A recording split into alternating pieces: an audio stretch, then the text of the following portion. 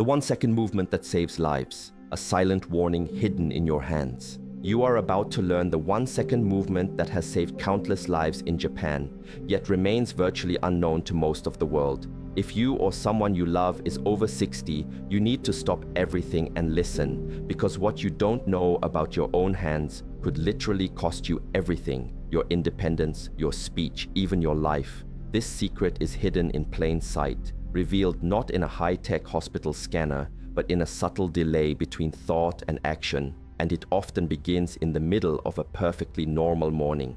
Imagine this: a man in his 70s is sitting down to breakfast, reaching for his coffee mug. His mind shouts, "Pick it up!" Yet his hand doesn't move. His body is still. Within seconds, his wife notices the cup tipping, spilling hot coffee down his sleeve, and that small, messy moment becomes the alarm that saves his life. Why? Because she didn't panic.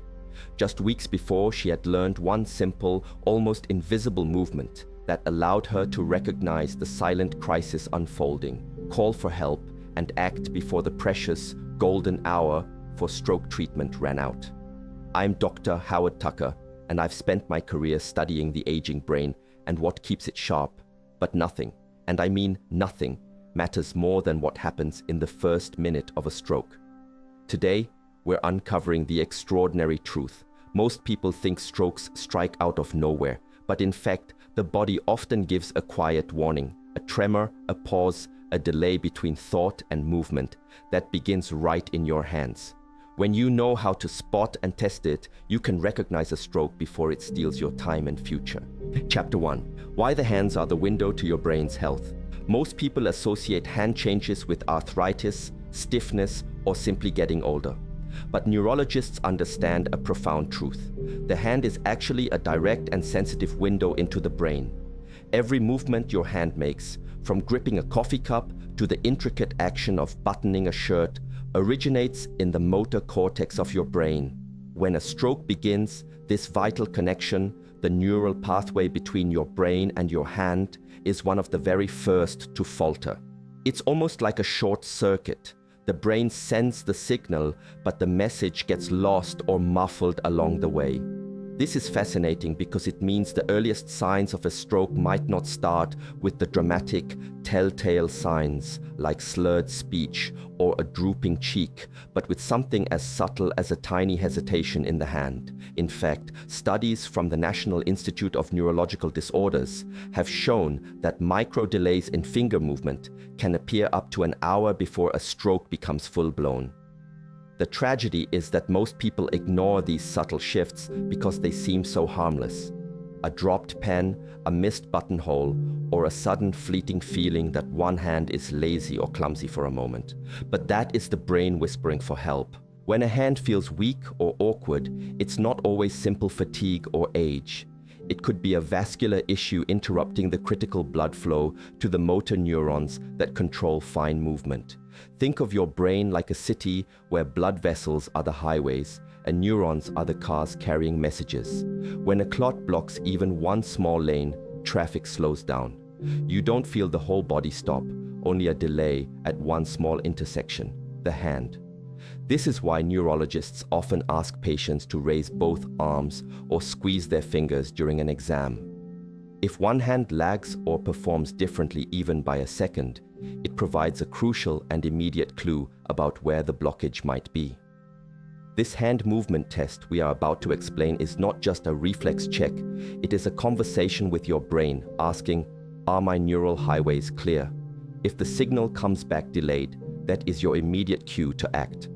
For anyone over 60, this knowledge could literally mean the difference between full recovery and irreversible permanent damage. Chapter 2. Mastering the life-saving grip and release test. The single, most effective movement that can tell you more about your stroke risk than almost any other early sign is called the grip and release test. It is simple, fast, and powerfully backed by decades of neurology. To perform it, you raise both hands to a comfortable height, palms facing out, and then slowly and deliberately open and close your fingers, almost as if you are rhythmically squeezing an invisible ball, for about 10 repetitions. The key is not to test your strength, but your symmetry and rhythm. If one hand moves noticeably slower, feels stiff, or simply doesn't obey the command to open and close instantly and simultaneously with the other, that is a significant red flag. What is happening behind the scenes is remarkable. As you open and close your hand, hundreds of nerve signals travel rapidly from the motor cortex, down the spinal cord, and into those tiny finger muscles. If any part of that pathway is starved of oxygen, even from a small, temporary clot, the rhythm breaks. One side feels out of sync, sometimes described as the hand forgetting the pattern. That half-beat delay is what neurologists look for. In Japan, this test has been used for years as a quick home screening tool because when the hand hesitates, the brain is already signaling trouble. Studies from institutions like Kyoto University have shown that this grip and release test can detect early motor cortex dysfunction in a significant percentage of stroke cases before other, more dramatic symptoms appear. The tragedy is that most people wait for the obvious signs, slurred words, a fallen face, when the body often whispers first through the fingers. The hand literally speaks before the mouth does.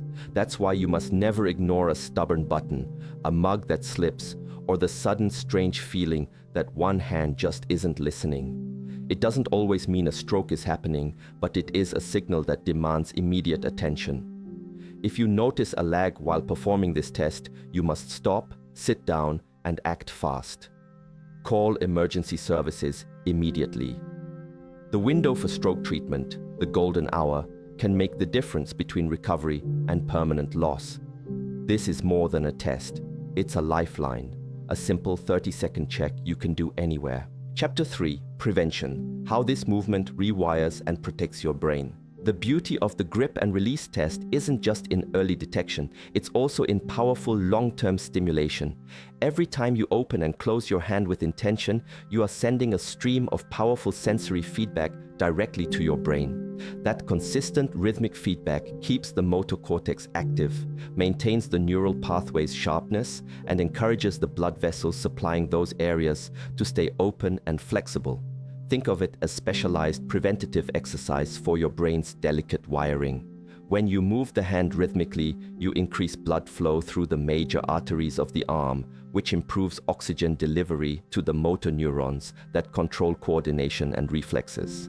Over time, this constant engagement trains the brain to maintain communication with those muscles even under stress, a process neuroscientists call neurovascular coupling, where better blood flow directly supports better nerve performance. A small repetitive motion like this can actually improve circulation not just in the hand, but in the specific parts of the brain that manage fine motor control.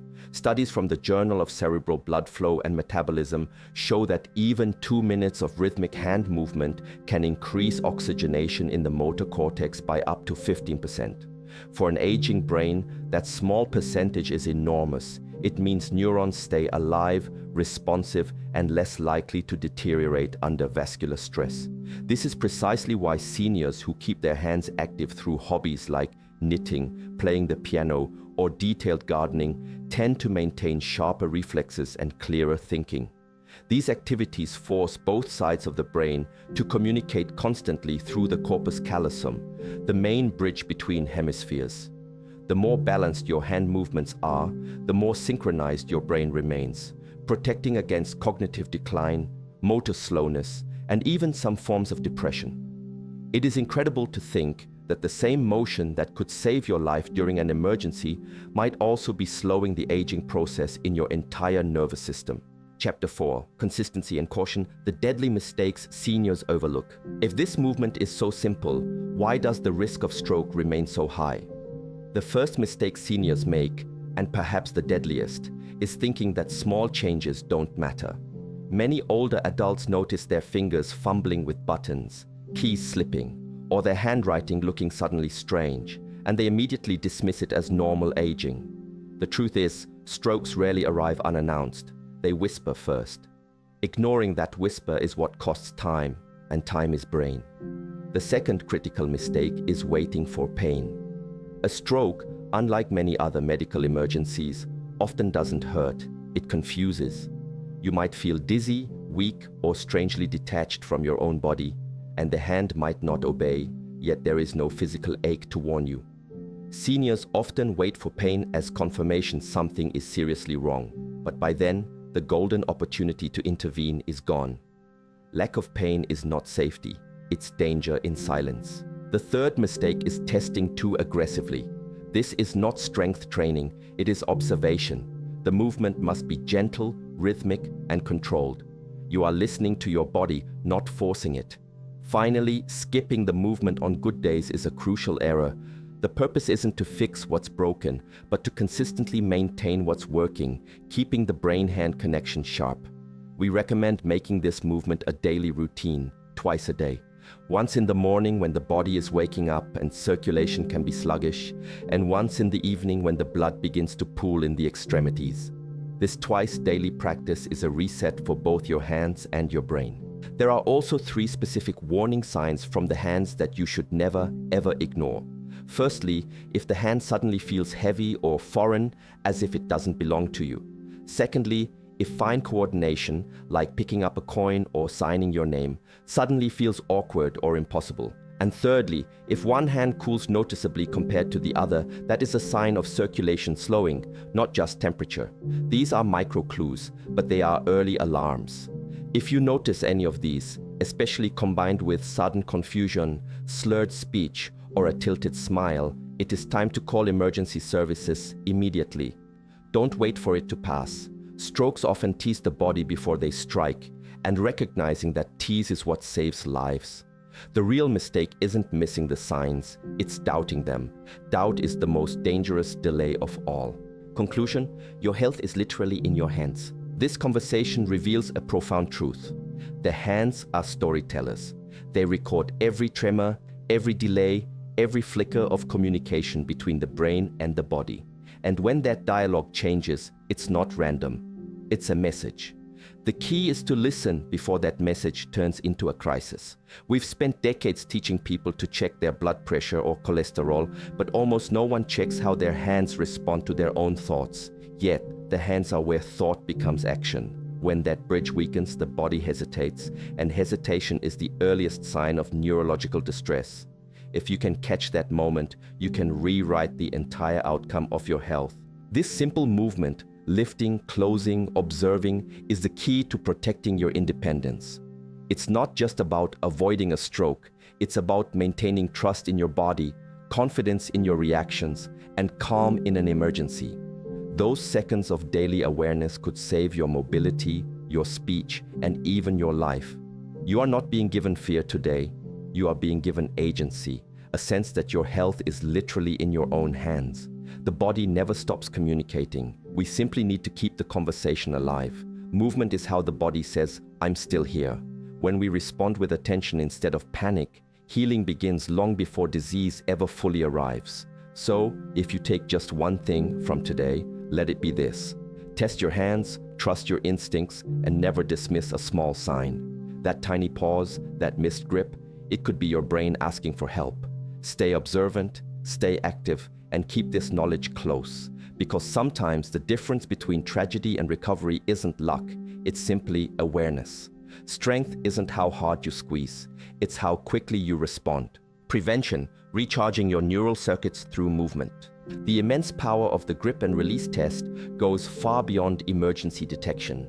It is also a profound tool for prevention and long-term brain health.